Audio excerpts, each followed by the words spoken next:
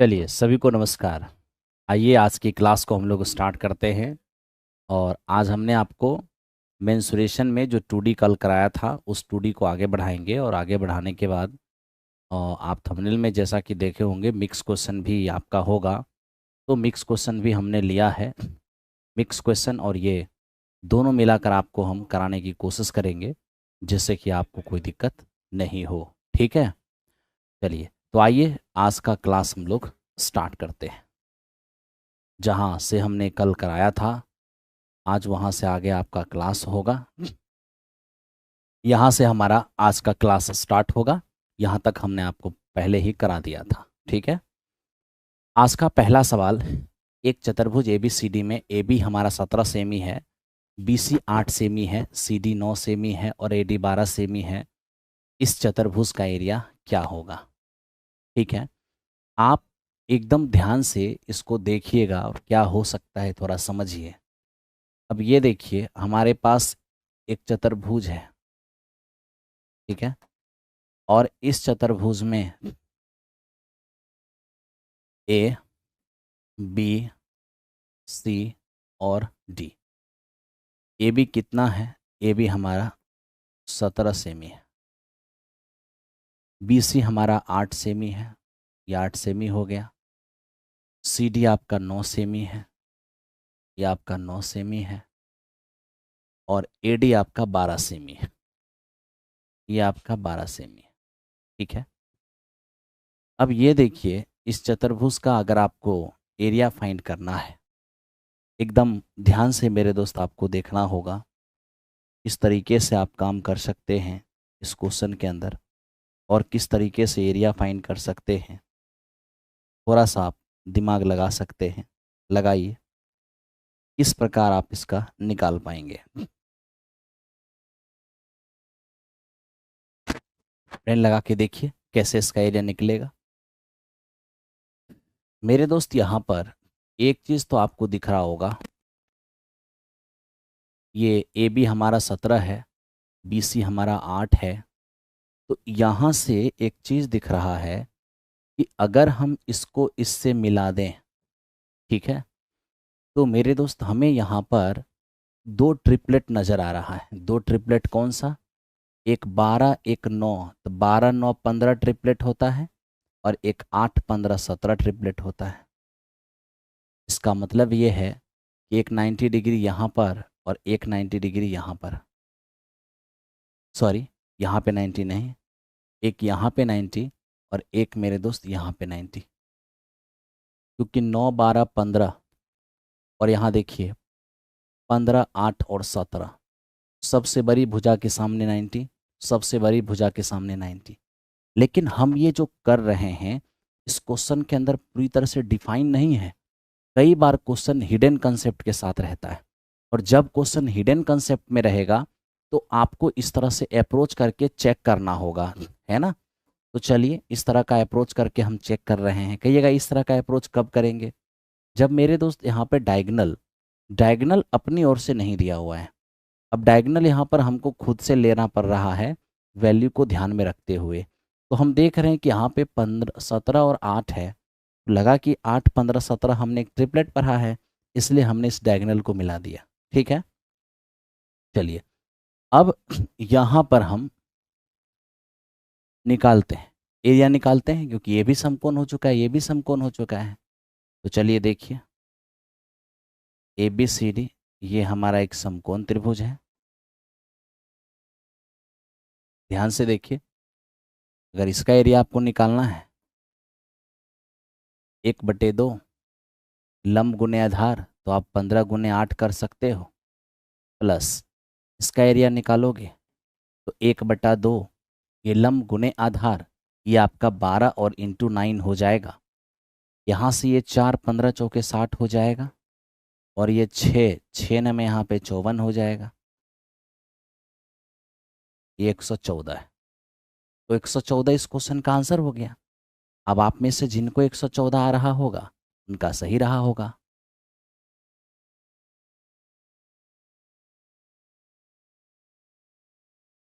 ठीक है, चलो, तो ये था हमारा 83 नंबर क्वेश्चन।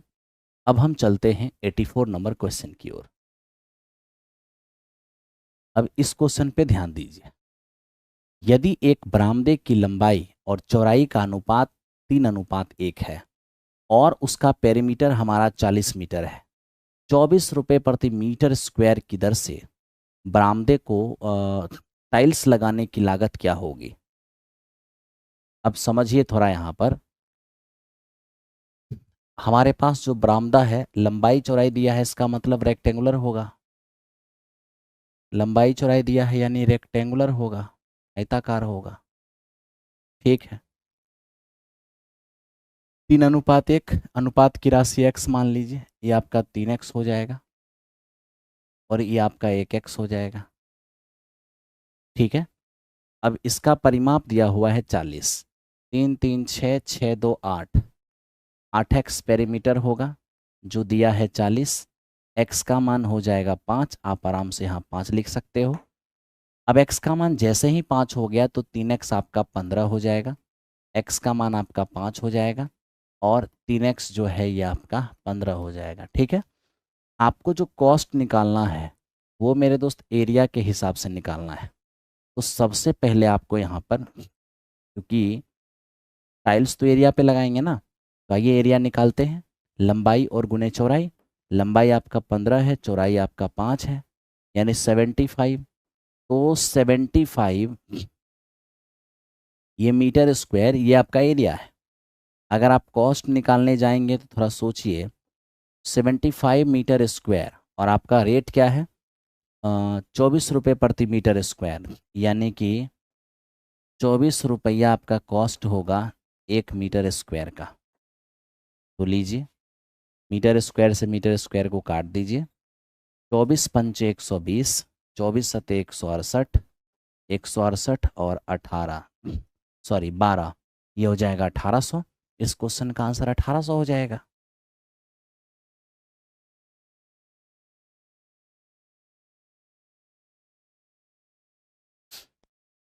ठीक है, चलिए, तो 1800 हो गया इस क्वेश्चन का आंसर। ये क्वेश्चन नंबर आपका 18 हो गया। अब 19 पे आइए। अब आप ये समझ सकते हैं क्या होगा इसका एरिया। इस डायग्राम का एरिया हमसे मांगा है, तो हमें इस डायग्राम में एक यहाँ समकोण त्रिभुज नज़र आ रहा है और एक हमें आयत नज़र आ रहा है। आयत का एरिया तो सीधे सीधे दिख रहा है कि 19 और 6, तो 19 गुना 6 ये हो जाएगा 114। और रही बात इस समकोण के एरिया का, तो आप ही सोचिए, पूरा 19 है जिसमें ये हमारे पास 12 है। अगर ये 19 है तो ये भी 19 होगा ना। अब 19 में ये अगर 12 है तो ये मेरा क्या होगा, 7 होगा। ठीक है, तो चलिए अब इस त्रिभुज का आधार लंब जानते हैं, एरिया निकाल लीजिए। 1/2, आधार 6 और लंब हमारा 7। अब ये हो गया हमारा 114 और प्लस 21 यानी 135। 135 इसका एरिया हो गया।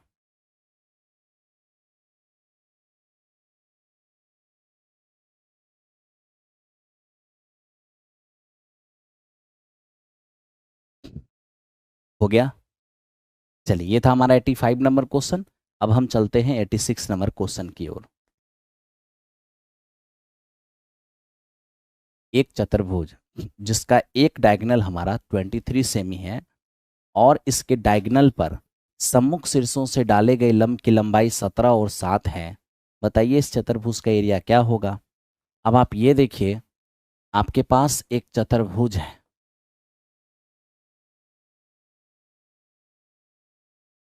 एक चतुर्भुज है जिसका एक डायगोनल 23। अब इस डायगोनल के एक डायगोनल आपका 23 है, तो चलिए 23 हो गया। इसके अलावे जो दो शीर्ष बचे हैं उससे इस डायगोनल पर डाले गए परपेंडिकुलर की जो लंबाई है वो हमारा 17 और 7 होगा। तो अब ये हमारे पास 17 है और ये हमारे पास 7 है। हमें निकालना है इस चतुर्भुज का एरिया। आइए ध्यान दीजिए, इस चतुर्भुज का एरिया क्या होगा। अब देखिए इस समकोण का एरिया निकालेंगे तो 1/2 बेस और इंटू हाइट प्लस इस समकोण का एरिया निकालेंगे 1/2, ये हमारा बेस है 23 और हमारा हाइट है 17। ठीक है, अब इन दोनों में से 1/2 और 23 हमारा कॉमन आएगा, यहाँ से 7 और 17 हो जाएंगे 24, यानी इस तरह से ये हमारा हो गया 12। 23 दूनी 46, 23 एकम 23 और 4 हो जाएगा 27, यानी कि 276। आप आराम से इसका एरिया निकाल सकते हो। फॉर्मूला याद है तो आप निकाल सकते हो, फॉर्मूला नहीं याद है तो भी आप निकाल सकते हो। अब इसको समझिए, यदि एक वर्ग का परिमाप और क्षेत्रफल आपस में बराबर है तो वर्ग का भुजा क्या होगा। मेरे दोस्त आप देखो, वर्ग का परिमाप क्या होता है 4 गुने भुजा, और वर्ग का क्षेत्रफल क्या होता है भुजा स्क्वायर। तो हमसे कहा गया कि वर्ग का परिमाप और वर्ग का क्षेत्रफल आपस में बराबर है, ए से ए हमारा कैंसिल आउट हो जाएगा, तो ए का मान हमारा 4 हो जाएगा। यानी इस तरह से हमने स्क्वायर का साइड 4 देख लिया और हमें स्क्वायर का साइड ही मांगा था। बहुत ही सिंपल है। ठीक है, अब इसको देखिए, दो वर्गों के क्षेत्रफल का अनुपात इतना है, उनके पेरीमीटर का रेशियो क्या होगा। मेरे दोस्त आप ये ध्यान रखना कि अगर दो वृत्तों के परिमाप का रेशियो अगर A/B है, तो ये ध्यान रखना कि दोनों वर्ग के साइड का रेशियो भी A/B ही होगा, लेकिन इसके एरिया का जो रेशियो होता है ना वो A² और B² होता है। तो आपको क्या करना है, बस जो एरिया का रेशियो दिया है ना आप उसको स्क्वायर रूट निकाल लीजिए, उसका वर्गमूल। वर्गमूल निकालते ही जो आपका आएगा यही आपका साइड रेशियो है और यही आपका पेरीमीटर का रेशियो है, यानी आपका साइड रेशियो और पेरीमीटर रेशियो सेम ही होगा, 13:14। ठीक है, 13:14। आइए चलते हैं नेक्स्ट क्वेश्चन पे। इसको देखिए, 8 सेमी त्रिज्या का एक वृत्त एक वर्ग के परिगत है, बताइए वर्ग की भुजा क्या होगी। अब आप यहाँ पर ये देख रहे हैं 8 सेमी त्रिज्या का एक वर्ग है,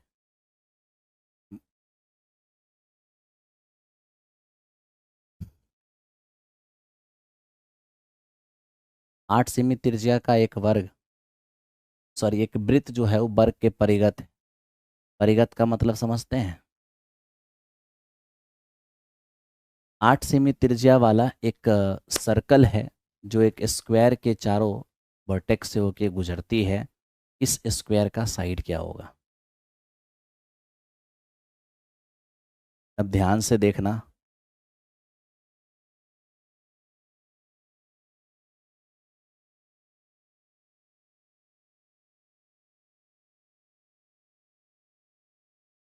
ये जो आप स्क्वायर का डायगोनल देख रहे हैं वो वृत्त के लिए क्या है, वृत्त के लिए डायमीटर है। अब आप यहाँ देखिए, अगर त्रिज्या 8 है, त्रिज्या हमारा 8 है, तो ये भी हमारा 8 हो जाएगा। 8 और 8 ये वृत्त के लिए व्यास है, लेकिन इस वर्ग के लिए हमारा विकर्ण है, और जिस वर्ग का विकर्ण हमें मिल गया है, अगर हम वर्ग की भुजा को ए मानते हैं तो वर्ग का विकर्ण क्या होता है √2a, और 8 और 8 ये हमारा 16 हो जाएगा। तो a बराबर क्या होगा 8√2। आप आराम से निकाल पाएंगे, 8√2 हमारे इस क्वेश्चन का आंसर होगा।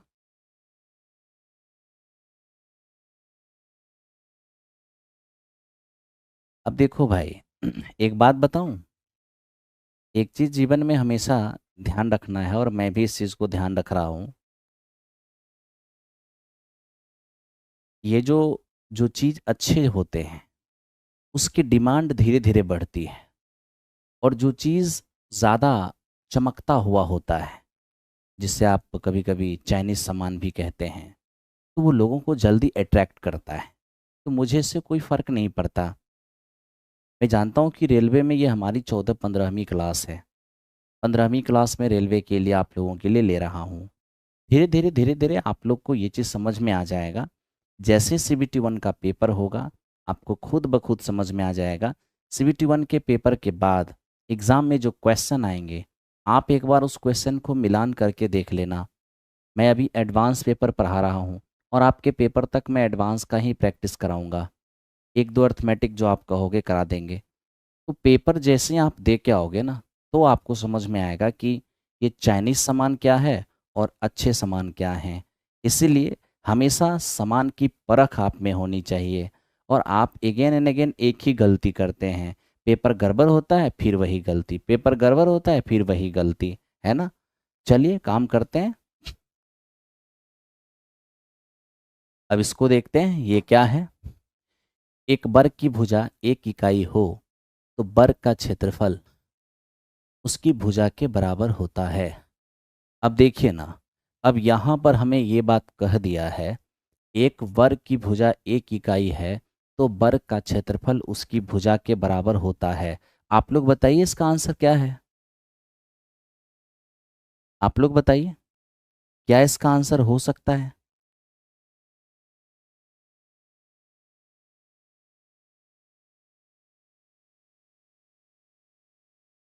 क्या होगा इसका आंसर। हाँ, हाँ मेरे दोस्त, आपने बिल्कुल ये सही कहा कि जिस वर्ग का साइड हमारा 1 है उसका एरिया क्या होगा। आप सबको पता है कि साइड का स्क्वायर ही एरिया होगा, यानी 1 का स्क्वायर एरिया होगा 1 हो जाएगा। ठीक है, यानी आप कह सकते हो, एकदम ध्यान से देखो, एक वर्ग की भुजा 1 इकाई है तो उस वर्ग का क्षेत्रफल हमेशा वर्ग की भुजा के बराबर होगा। ये बात सही है।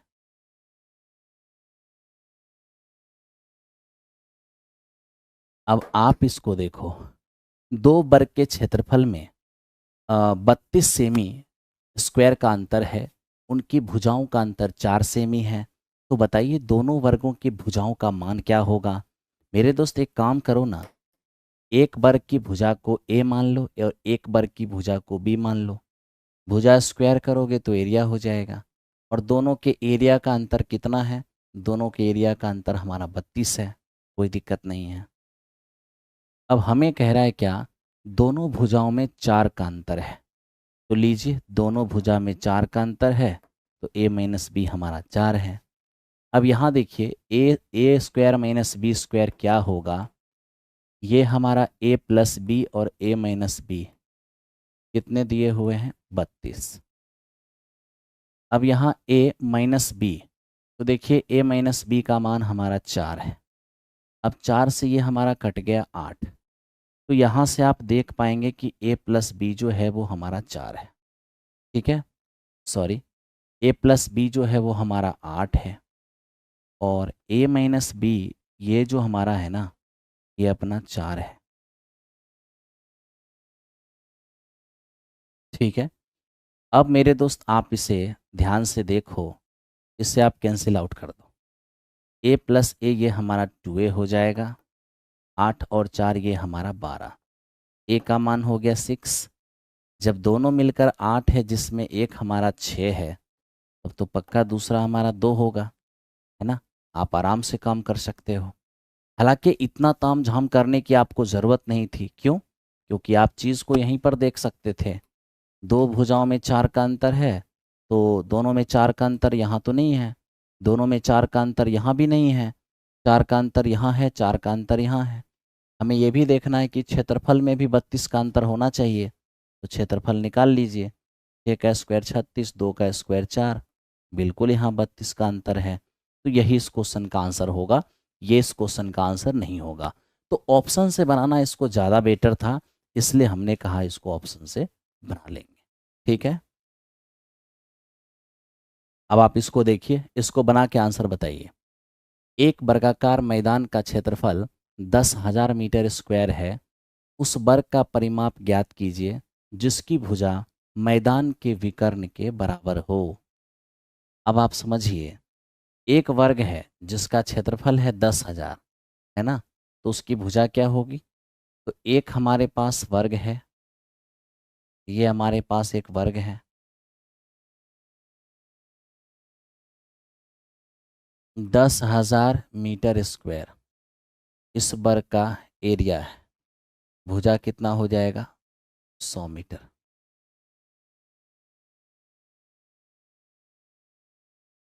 ठीक है। अब मेरे दोस्त एक और वर्ग है। हमें कहा गया उस वर्ग का परिमाप ज्ञात करें जिसकी भुजा इसके विकर्ण के बराबर हो। तो आप सोचिए, इसका अगर हम विकर्ण निकालने जाएंगे ना, विकर्ण होता है √2 इंटू भुजा, यानी विकर्ण हो जाएगा 100√2। तो जो इस वर्ग का विकर्ण है वही इस वर्ग की भुजा है, ऐसा क्वेश्चन में कहा गया है। अब हमें कहा कि बताइए सर, बड़े वर्ग का परिमाप क्या होगा? तो बड़े वर्ग का अगर हम परिमाप लेने जाएंगे तो परिमाप मेरे दोस्त क्या होता है? 4 गुने भुजा। ये हमारा 400√2 है। ये इस क्वेश्चन का आंसर हो गया, 400√2।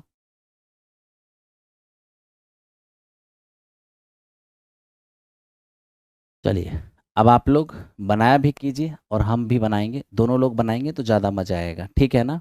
ये था हमारा 92 नंबर क्वेश्चन। अब आइए 93 नंबर। ये क्वेश्चन आप बनाइए, पहले आप आंसर दीजिए फिर हम बताते हैं। चलिए आइए आइए जरा देखते हैं। आप लोगों ने इस क्वेश्चन को बनाया है, अब मैं आपको इस क्वेश्चन को मैं बनाता हूँ, थोड़ा ध्यान से देखिएगा। एक वर्ग का क्षेत्रफल हमें दिया हुआ है और हमें कह रहा है कि उस वर्ग का भुजा क्या होगा। हम सभी लोग जानते हैं कि वर्ग का क्षेत्रफल होता क्या है। देखिए, भुजा स्क्वायर बराबर क्या होता है? ये हमारा एरिया होता है। ये हो गया हमारा भुजा स्क्वायर। और एरिया क्या है? 81x² प्लस 72x और प्लस में 16। अब यहाँ से मेरे दोस्त हम भुजा निकालेंगे ना, तो रूट के अंदर क्या हो जाएगा? 81x²। 81x² plus 72x plus 16। Actual में ये 9x प्लस 4 का होल स्क्वायर है। ठीक है, तो एक बाहर आ जाएगा, यानी कि आपका हो जाएगा साइड 9x प्लस 4। अब देखिए ऑप्शन में कौन है 9x प्लस 4? तो ये आपको 9x प्लस 4 दिख रहा है।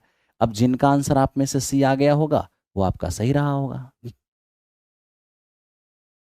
ठीक है, चलिए आगे बढ़ते हैं अगले क्वेश्चन की ओर।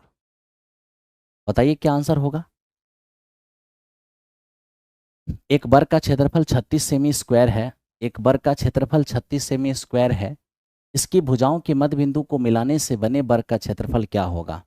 अब देखिए ना, आप इस बात को हमेशा ध्यान रखिए कि अगर आपने किसी वर्ग के प्रत्येक भुजा के मध्य बिंदु को मिला दिया, प्रत्येक भुजा के मध्य बिंदु को मिला दिया, तो इससे जो हमारे त्रिभुज बने, सॉरी चतुर्भुज बने, उनकी एरिया वर्ग की एरिया का आधा होगा। तो वर्ग का एरिया हमारा अगर 36 है तो ये कितने हो जाएंगे? 18। ठीक है, वर्ग, आयत, समचतुर्भुज, समांतर चतुर्भुज, square, rectangle, rhombus and parallelogram, सब में, ये चारों में अगर आप मिड पॉइंट को मिलाते हैं तो जो एरिया होगा वो मेरे दोस्त आधा हो जाएगा।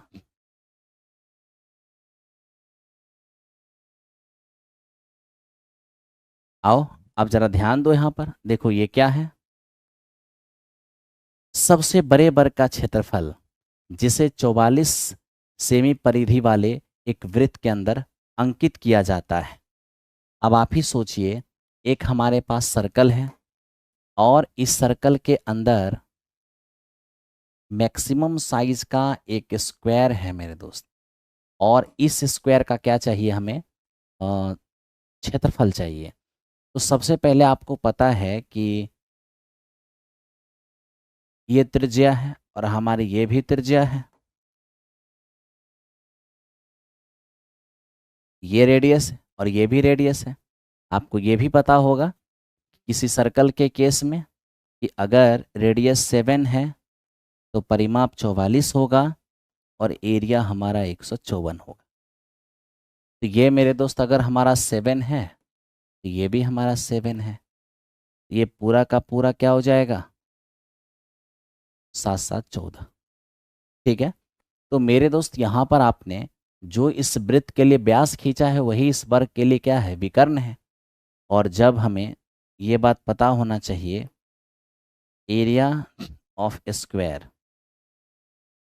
हमें ये बात जरूर पता होना चाहिए कि किसी वर्ग के अंदर, सॉरी किसी वृत्त के अंदर अगर हमने वर्ग खींचा है और वर्ग का डायगोनल मालूम है, छोड़िए ना, अगर आपको वर्ग का एरिया निकालना है तो दो बात आपको ध्यान रखना है, भुजा स्क्वायर भी होता है और नहीं तो विकर्ण का स्क्वायर बटा 2 भी होता है। तो विकर्ण आपका 14 है, 14 का स्क्वायर 196, आधा करेंगे तो हो जाएगा 98। ये इस क्वेश्चन का रिजल्ट हो जाएगा 98।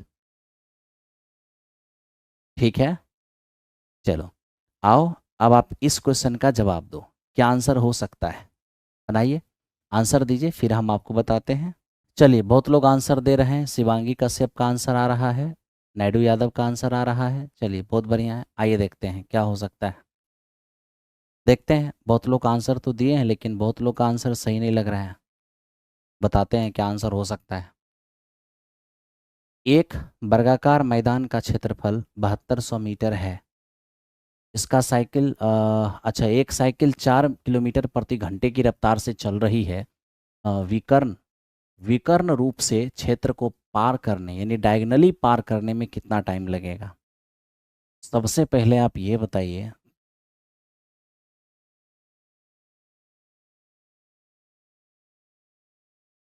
एक मेरे दोस्त आपके पास स्क्वायर है, स्क्वायर के साइड को आप ए मान लीजिए, तो भुजा स्क्वायर बराबर आपको एरिया हो जाएगा, यहाँ से भुजा बराबर आपको 60√2 आएगा, ये हो गया आपका 60√2 भुजा। ठीक है, अगर इसे कोई डायगनली पार करना चाहेगा, डायगनली इस पार से उस पार जाना चाहेगा, तो देखो मेरे दोस्त क्या हो सकता है। अगर आप डायगनली पार करना चाहेंगे तो आपको इसका विकर्ण पता होना चाहिए। विकर्ण क्या होता है, √2 इंटू भुजा। अब √2 इंटू भुजा तो भुजा देख लो 60√2, यानी ये आपका हो जाएगा 120। तो 120 आपका हो गया क्या, डायगनल। अब इसी डायगनल पर यहाँ से वहाँ इनको जाना है, किस रफ्तार से, 4 किलोमीटर पर आवर की चाल से। कितना टाइम लगेगा, तो वो ज़रा टाइम देखिए। डायगनली यहाँ से वहाँ तक का जो डिस्टेंस है वो हमारा 120 मीटर है, और मेरे दोस्त ये 4 kilometre per hour, 4 kilometre per hour. तो आप एक काम कीजिए, इसको 5/18 से मल्टीप्लाई कर दीजिए, ताकि 1 किलोमीटर पर आवर जो है ये मीटर पर सेकेंड में बदल जाएगा। तो अब आप यहाँ पर मीटर से मीटर कैंसिल आउट हो गया, 5 चौके 20, ठीक है, 20 और 6, 18 से ऊपर मल्टीप्लाई होगा 108 सेकेंड। अब 108 सेकेंड आ गया ऑप्शन में, कहीं भी सेकेंड में नहीं है, आंसर मिनट में है। आप तुरंत मेरे दोस्त मिनट में लाने की कोशिश कीजिए, 108 सेकेंड को 60 से भाग दीजिए, 12 और 12×5 60 हो गया।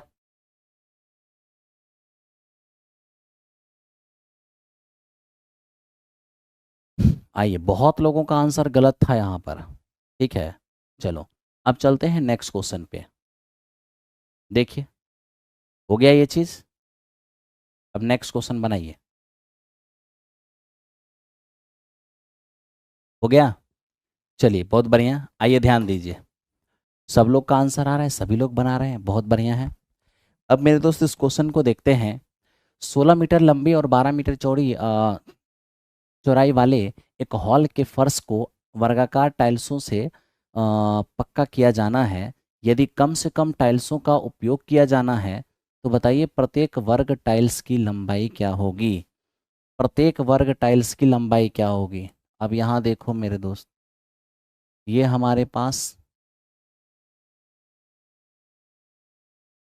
एक आयताकार टाइल्स है, सॉरी एक आयताकार हॉल है। इस हॉल की लंबाई कितनी है, 16 मीटर, और इस हॉल की चौड़ाई कितनी है, 12 मीटर। ठीक है, अब देखिए आपको क्या करना है, इसको कम से कम टाइल्स से ढकना है। अगर टाइल्स कम से कम लगाना है, इसका मतलब प्रत्येक टाइल्स का साइज जो है वो बड़ा से बड़ा होना चाहिए। ठीक है, तो आपको क्या करना होगा यहाँ पर कि प्रत्येक प्रत्येक टाइल्स की प्रत्येक टाइल्स की जो हमारा साइज है, प्रत्येक टाइल्स की जो हमारा साइज है वो मेरे दोस्त क्या होगा, इन दोनों का एचसीएफ, यानी एचसीएफ ऑफ 16 और 12। तो 16 और 12 का एचसीएफ क्या आएगा, 4 आ जाएगा। यही जो 4 मीटर है ना, ये ये प्रत्येक टाइल्स, ये प्रत्येक टाइल्स का साइज है, और हमें साइज ही मांगा था, इसलिए हमारा ये आंसर हो जाएगा। अगर हमसे ये मांगा होता कि टाइल्स की संख्या, कितना टाइल्स लगेगा, तो हम क्या करते, तो इसके लिए हम आयत का एरिया लेते, यानी जहाँ टाइल्स लगाना है उसकी एरिया लेते और उसमें एक टाइल्स के एरिया से भाग देते। तो टाइल्स जो हम लगा रहे हैं ना, अरे हमें लगाना है कहाँ, लगाना है एक हॉल में, तो हॉल के फर्श का एरिया ले लिए, उसमें एक टाइल्स के एरिया से भाग देंगे। तो एक टाइल्स का एरिया क्या होगा, टाइल्स वर्गाकार है तो वर्ग की भुजा हो जाएगा। अब यहाँ से हमारे पास हो जाएगा 4 तिया 12, तो टाइल्स कितने लगेंगे, 12 हो गया। अब देखो, दो वर्गों के परिमापों का अंतर 48 सेमी है। यदि एक वर्ग की भुजा दूसरे वर्ग की भुजा की 4 गुनी है तो बड़े वर्ग का क्षेत्रफल क्या होगा। एक काम करो, एक की भुजा को ए मान लो, तो एक की भुजा हो जाएगी 4a। तो हमने क्वेश्चन में लिखा हुआ था कि एक की भुजा, एक वर्ग की भुजा दूसरे वर्ग की भुजा की 4 गुनी है, एक की भुजा ए मान लिया, दूसरे का 4 4 गुनी हो जाएगा। अब हमें दोनों के परिमाप का अंतर दिया है, परिमाप होता है 4 गुने भुजा, परिमाप होता है 4 गुने भुजा, और दोनों के परिमाप का अंतर दिया है 48। ये हो जाएगा 16 माइनस 4, 16a और माइनस 4a, तो हो जाएगा 12a, 12a 48 है, ए का मान क्या हो जाएगा, 4 हो जाएगा। अब आप देखिए ए का मान यहाँ पे 4 आ गया, हमें बड़े वर्ग का क्षेत्रफल, तो बड़े वर्ग की भुजा पहले निकालना होगा। तो 4 चौको 16, ये बड़े वर्ग की साइड आया है, तो बड़े वर्ग का साइड आ गया। अब आपको एरिया चाहिए, तो एरिया क्या होता है, भुजा स्क्वायर, यानी हो जाएगा 256।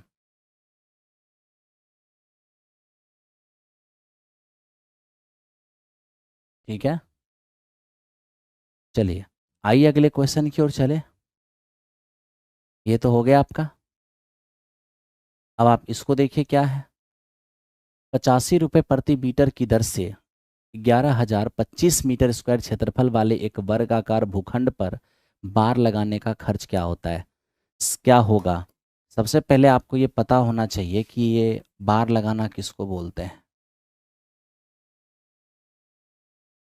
बार लगाने का मतलब बाउंड्री बॉल पर कट ही तार लगाना, ठीक है ना, बाउंड्री बॉल पर कट ही तार लगाना, ये है, ये है बार लगाना, ठीक है। अब एक वर्ग की भुजा को अगर हम ए मानते हैं तो एरिया क्या होगा, भुजा स्क्वायर होगा, और ये हमें दिया हुआ है 11,025।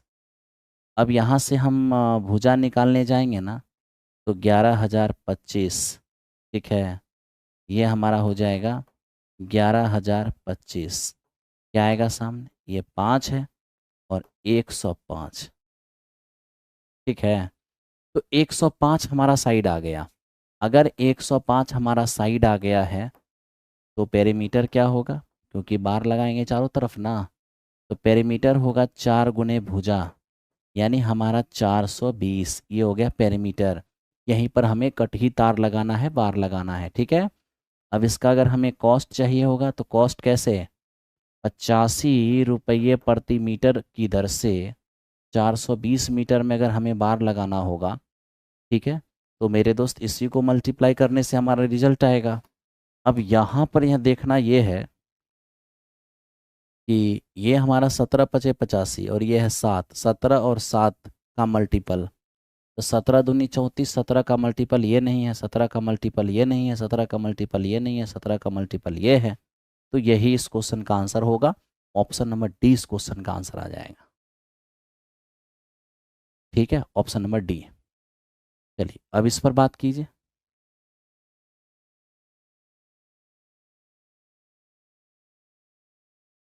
एक वर्गाकार कमरे के फर्श को टाइल्स करने के लिए 784 वर्गाकार टाइलें, प्रत्येक की भुजा 50 सेमी की आवश्यकता होती है। कमरे में के किनारों की लंबाई क्या होगी? समझिए क्वेश्चन को, क्या है ये क्वेश्चन। एक्चुअल में ये एक वर्गाकार कमरा है और इसके फर्श को टाइल करने के लिए, मतलब टाइल्स से ढकने के लिए 784 वर्गाकार टाइल्स की आवश्यकता होती है। कहा कि एक टाइल्स जो है वो 50 सेमी भुजा वाली है। तो बताइए कमरे के किनारों की लंबाई क्या होगा? अब आप समझिए, एक कमरा है ये वर्गाकार, ठीक है। इसको पूरी तरह से ढकने के लिए 50 सेमी भुजा वाला 750 टाइल्सों की आवश्यकता होगी। तनिक सोच के देखिए कि ऐसा ऐसा 750 टाइल्स से पूरा पूरा ढक रहा है ना। तो एक टाइल्स का एरिया क्या होगा? 50 का स्क्वायर 2500। तो 2500 हो गया एक टाइल्स का एरिया। ऐसा ऐसा कितना टाइल्स? ऐसा ऐसा 784 टाइल्स, ठीक है। लगाने के बाद ये पूरी तरह से ढकता है। इसका मतलब ये हो गया कि इस कमरे का जो क्षेत्रफल होगा 784 टाइल्स के एरिया के बराबर होगा, ठीक है। अब यहाँ से अगर हम x का मान निकालने जाएंगे तो ये 50 और ये हमारा हो जाएगा 28, ठीक है। जिसको कि आप गुना जैसे ही करेंगे तो आ जाएगा 1400 सेमी, जो कि मेरे दोस्त हो जाएगा 14 मीटर। तो इस क्वेश्चन का आंसर हमारा 14 मीटर हो जाएगा। अब यहाँ से हम लोग आगे चलेंगे, अच्छे से देखिए इसको, ठीक है। और देखिए मेरे दोस्त ये क्वेश्चन क्या है। एक वर्गाकार पाल, इसके चारों ओर एक समान चौड़ाई 1.5 मीटर की एक पथ से घिरा हुआ है। पथ का क्षेत्रफल इतना है। तो बताइए पार्क का परिमाप क्या होगा? अब देखिए ना, एक वर्गाकार पाल ये मेरे दोस्त चारों ओर से एक समान चौड़ाई 1.5 मीटर पथ से घिरा हुआ है और पथ का एरिया हमें दिया हुआ है। पार्क का परिमाप हमसे मांग रहा है। अब आप ही सोचिए कि ये एक वर्गाकार पार्क है और मेरे दोस्त ये क्या है, इसको समझिए। चारों ओर एक रास्ता है और रास्ते की चौड़ाई आपको अच्छी तरह मालूम है क्या? 1.5। 1.5 मीटर इधर भी होगा, 1.5 मीटर इधर भी होगा, 1.5 मीटर इधर भी होगा और 1.5 मीटर इधर भी होगा। अगर हम इसकी साइड को x मानते हैं, ये पूरा का पूरा क्या होगा? x 1.5 1.5 1.5 1.5 3 हो जाएगा और बीच में x है, ये हो जाएगा x + 3, ठीक है। अब अगर हमें रास्ते का एरिया निकालना होगा तो क्या करेंगे? बड़े वर्ग के एरिया में से अंदर वाले वर्ग का एरिया घटा देंगे। तो बड़े वर्ग के एरिया में से अंदर वाले वर्ग के एरिया को घटा देते हैं, यही हमारे रास्ते का एरिया हो जाएगा। तो रास्ते का एरिया 225 दिया हुआ है। अब a² - b², a+b × a-b कर सकते हैं। जब a+b करेंगे तो 2x + 3 हो जाएगा। जब a-b करेंगे तो 3 हो जाएगा। ये 225। अब आप यहाँ से इसको देखिए 75। तो 2x और बराबर 3 जाके घटेगा 72 हो जाएगा। x का मान हो जाएगा 36। अब x का मान हमारे पास ये 36 हो गया, 36 मीटर, है ना। यानी आप जो है जान गए इसको कि ये हमारा कितना है, 36। अब मेरे दोस्त ये अगर हमारे पास 36 है, चीज़ को थोड़ा समझिए। तो ये तो चारों ओर रास्ता बाहर से है ना, वर्गाकार पार्क तो यही है। अगर पार्क का हमें पेरीमीटर चाहिए, ये 36 ये 36 ये 36 और ये 36, तो 36 36 36 36 कितना हो जाएगा? 144, 144।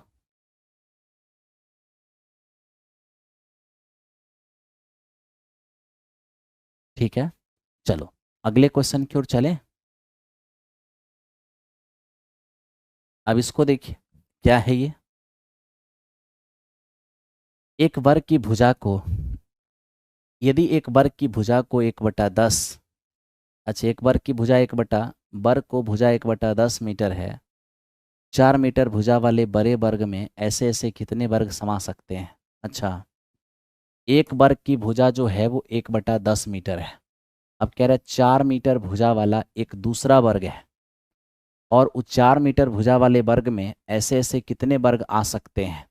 तो इसके लिए आपको क्या करना होगा, डायरेक्ट वर्ग की संख्या निकालने के लिए आप बड़े वर्ग का एरिया, ठीक है, तो बड़े वर्ग का एरिया लोगे, 4 मीटर भुजा है तो 4 मीटर इंटू 4 मीटर हो जाएगा, और बटे एक छोटे वर्ग का एरिया 1/10 और गुने ये 1/10। अब यहाँ से हम देख पा रहे हैं कि मीटर से मीटर हमारा कैंसिल आउट हो गया, 100 से जाके गुना हो जाएगा, ये 1600 हो जाएगा, यानी इस क्वेश्चन का आंसर हमारा क्या हो जाएगा, 1600 हो जाएगा। चलो ध्यान दो, किशोर अपनी रसोई के फर्श को चौकोर टाइल्स लगाने की योजना बनाई है। टाइल्स की प्रत्येक भुजा 10 सेमी है। किचन 2.4 मीटर लंबा और 1.6 मीटर चौड़ा है। किशोर को कितने टाइल्स की आवश्यकता होगी? अब देखिए ना, अगर टाइल्स का साइज सेमी में है ना, तो आप किचन का डायमेंशन भी सेमी में ले आइए, इसको सेमी में बदलिएगा, ये हमारा 240 सेमी हो जाएगा, और ये हमारा 160 सेमी हो जाएगा। ठीक है, अब ध्यान दीजिए,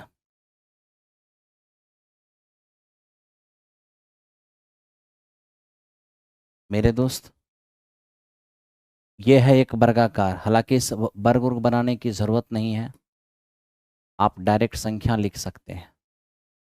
कैसे लिखेंगे? जहाँ टाइल्स लगाना है उसकी एरिया ऊपर रखिए, टाइल्स जहाँ लगाना है उसकी डायमेंशन 240 और 160 सेमी है, ठीक है, बटे एक टाइल्स का एरिया, एक टाइल्स वर्गाकार है जिसकी भुजा 10 सेमी है, 10 सेमी और 10 सेमी हो गया। अब इसको देखिए, सेमी गुने सेमी से सेमी हमारा कैंसिल आउट हो गया, और 2 जीरो से 2 जीरो भी कैंसिल आउट हो गया। अब यहाँ पर 16 चौको 64, 16 दूने 32 और 6 38, यही इस क्वेश्चन का आंसर हो जाएगा। बहुत ही सिंपल है।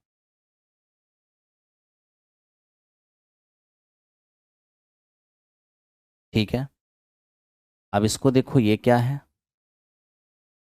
तार का एक टुकड़ा 70 सेमी त्रिज्या वाला एक वृत्त बनाने के लिए मुड़ा हुआ है।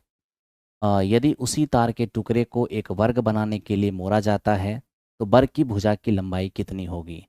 देखिए ना, एक तार है 70 सेमी त्रिज्या वाले, एक तार 70 सेमी त्रिज्या वाले एक वृत्त है, उसी को मोड़ कर एक वर्ग बनाया गया, तो वर्ग की भुजा क्या होगी? सबसे पहली बात, एक वर्ग है, जिस एक वृत्त है जिसकी त्रिज्या कितनी है, 70 सेमी। अब एक तार ऐसा था जिससे 70 सेमी त्रिज्या वाला वृत्त बनाया जा सकता है। अब इसी तार को मोड़ करके जब एक वर्ग बनाया जाता है, इसी तार को मोड़ करके एक वर्ग बनाया जाता है, तो बताइए वर्ग की भुजा क्या होगी? तो देखिए, जब तार को मोड़कर वृत्त बनाया फिर इसी को मोड़कर वर्ग बनाएगा ना, तो दोनों का परिमाप सेम होगा। तो आप इसका परिमाप लीजिए, 2πr, इसका परिमाप हो गया, और इसका परिमाप अगर आप लेते हैं तो ये हमारा क्या होगा, 4 गुना भुजा होगा। ठीक है, अब यहाँ 7 से देखिए ये 10 बार में जाएगा, 2 से 2 बार में, और 2 से ये 11 बार में, यानी 110। तो 110 हो जाएगा इसकी भुजा, 110 इसकी भुजा हो गया। तो हमें यही तो मांगा था, बहुत आसान है, कोई दम नहीं है। अब इसके बाद हम लोग मिक्स क्वेश्चन पाएंगे, और हम लोग इसके बाद मिक्स क्वेश्चन करेंगे। पहले देखिए, एक वर्गाकार मैदान के विकर्ण एक वर्गाकार मैदान के विकर्ण पर एक बार का निर्माण किया जाता है। ठीक है। यदि वर्गाकार मैदान का क्षेत्रफल 2 किलोमीटर स्क्वायर है तो बार की लंबाई क्या होगी? ठीक है, तो बार की लंबाई क्या होगी? आप खुद सोचिए कि भुजा स्क्वायर बराबर एरिया होता है, भुजा निकालेंगे क्या हो रहा है, √2 किलोमीटर है। अब हमें पता है कि बार जो लगाना है वो किस पर, डायगोनल पर। डायगोनल क्या होता है वर्ग का? वर्ग का डायगोनल होता है √2 और इंटू भुजा, यानी हमारा हो जाएगा 2 किलोमीटर। ठीक है, तो बार की लंबाई कितना हो जाएगा? 2 किलोमीटर हो जाएगा। आइए ध्यान दीजिए। अब देखिए 16 और 20 का तीसरा अनुपातिक क्या होगा? 16 और 20 का थर्ड प्रपोर्शन। ध्यान दो, आपका जो ये थर्ड प्रपोर्शन होता है क्या होता है पहले ये समझिए। Third proportion b² upon a होता है। बी स्क्वायर का मतलब ये हो गया कि 20 × 20 और बटे में 16, यानी आपका हो जाएगा 25। 25 हो गया इसका आंसर। ठीक है, चलो यहाँ पर आप 2-3 पॉइंट देख लो। मीन प्रपोर्शन क्या होता है? दो टर्म का मीन प्रपोर्शन क्या होता है? उनके प्रोडक्ट का वर्गमूल होता है। फिर देखो ए बी और सी, इसका चतुर्थ अनुपात क्या होता है? चतुर्थ अनुपात क्या होता है? b/c और बाई में a। चतुर्थ अनुपात b/c बाई में a होता है। अब इसको देखिए क्या कहा गया। कहा गया किसी संख्या में 5/4 से गुना कीजिए, लेकिन आपने गलती से उसमें 4/5 से गुना कर दिया। कहा गया कि आप 5/4 से गुना कीजिए, लेकिन गलती से आपने 4/5 से गुना कर दिया। फिर आंसर में त्रुटि प्रतिशत क्या होगा? सबसे पहले वो संख्या क्या है, वो संख्या आपको मानना पड़ेगा। संख्या आप ऐसा मानिए जिसका 5/4 करना आसान हो, जिसका 4/5 करना आसान हो। तो आप ये देखिए यहाँ पे 4 है और यहाँ पर 5 है। 4 और 5 कैल्शियम ले लीजिए 20, यानी आपका वो नंबर क्या हो जाएगा 20। तो चलिए अब 20 पर काम कीजिए। अब यहाँ पर आप ये देख पा रहे हैं कि 4 से 5 बार में ये आपका 25 हो जाएगा, 5 से 4 बार में आपका 16 हो जाएगा। इसका मतलब ये हो गया कि जैसा कहा था अगर वैसा करते तो रिजल्ट 25 आता, आपने वैसा नहीं किया तो रिजल्ट 16 हो गया। बताइए रिजल्ट में कितना कमी रह गया? तो रिजल्ट में कमी रह गया 9 का। इससे 9 का कमी हुआ 25 से और इंटू 100, यानी कितना हो गया ये आपका 36%। ये आपका 36% हो गया। एक बैंक में एक निश्चित दर से मूलधन की बचत करने पर 2 वर्षों में 8% की दर से 25,000 रुपये देता है। सालाना चक्रवृद्धि ब्याज की दर से अगर 4 वर्षों के लिए उसी मूलधन पर वह बैंक कितना रुपए हमें रिटर्न करेगा? अब आप यहाँ पर एक चीज देख सकते हैं, 8% की रेट से 2 साल का जो हमारा अमाउंट है वो मेरे दोस्त 25,000 है। 2 साल का अमाउंट हमारा 25,000 है। ठीक है, हमसे कह रहे हैं कि रेट यही रहेगा, लेकिन आप मुझे बताइए कि 4 साल का अमाउंट क्या होगा? 4 साल का अमाउंट हमारा क्या होगा? आप सब जानते हैं कि हर साल का अमाउंट ही अगले साल का प्रिंसिपल होता है। यहाँ जो 2 साल का अमाउंट है ना, वो चौथे साल के लिए प्रिंसिपल बनेगा। तो जो 2 साल का अमाउंट है वही हमारे चौथे साल का प्रिंसिपल बनेगा।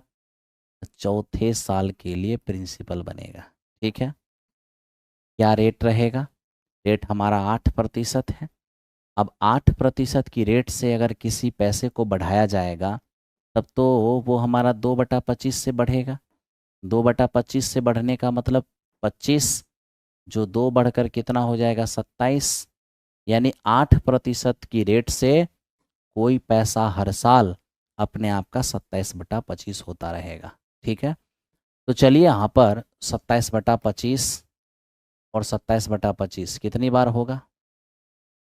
देखो 2 साल के अंत का अमाउंट जानते थे, 4 साल के अंत का अमाउंट चाहिए तो हमें 2 बार बढ़ाना पड़ गया, तो हमने 2 बार इसे बढ़ा दिया। ठीक है, आइए अब इसे सॉल्व कर लीजिए। जैसे ही सॉल्व कीजिएगा 25 से 1000 बार में, और इस 25 से ये हमारा 40 बार में, ये 40 और गुने 729 कितना हो जाएगा? 0, 8 3 11, 28 और 1 29। ये इस क्वेश्चन का रिजल्ट हो जाएगा, ये इस क्वेश्चन का रिजल्ट हो जाएगा।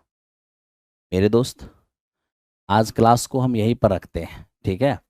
आज थोड़ा सा तबीयत ठीक नहीं लग रहा है, और काफ़ी टाइम से मैं कोशिश कर रहा था, लेकिन लग रहा है कि अब रेस्ट की ज़रूरत होगी। तो अचानक से शाम से ही थोड़ा तबीयत ख़राब लग रहा था, और आप देख रहे होंगे कि इसका असर थोड़ा क्लास पे भी पड़ रहा है। तो मेरे दोस्त, कल अपने टाइम पर हम लोग फिर मिलेंगे। कल 9 बजे हमारा टाइम है, 9 बजे मिलेंगे, और जिस अंदाज में हम चलते हैं उसी अंदाज में हम लोग चलेंगे। ठीक है?